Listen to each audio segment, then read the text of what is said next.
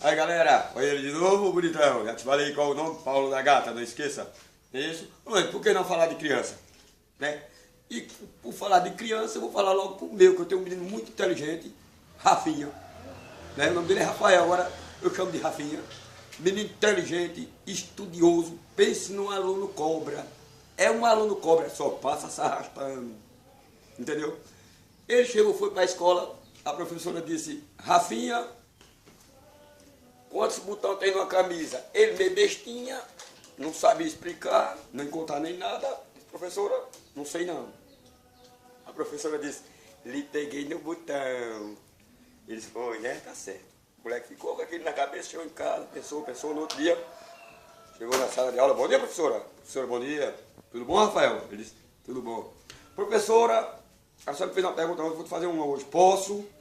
A professora disse, pode, Rafinha, fale. Ele disse, quantos peitos tem uma porca? A professora disse, agora lascou. Eu sou da cidade, né? Só como carne de porco na banca, como é que eu vou saber quantos peitos tem uma porca? Eu não sei não, Rafinha. Rafinha disse, olha, tá vendo, professora? Ontem a senhora me pegou no botão e hoje eu lhe peguei nos peitos.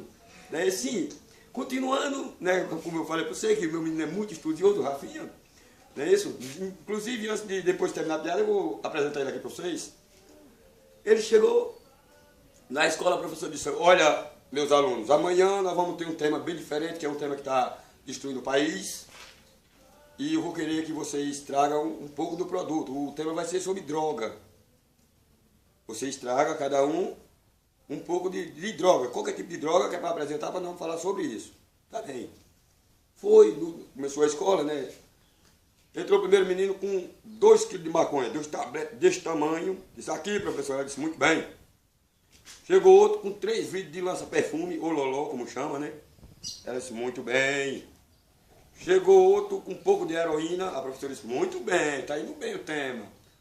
A professora disse, olha, eu como sou a chefe da classe, eu trouxe logo para apresentar para vocês 1 quilo de cocaína. E Rafinha quieto lá no canto. Não levou nada, a professora disse, e você, Rafinha? Você trouxe o quê? Rafinha disse, eu trouxe o delegado que é para prender vocês, que são tudo traficantes, gente. Viu? Então, Rafinha, faz favor aqui. Ele está com vergonha, gente. Valeu, daqui a pouco a gente conversa.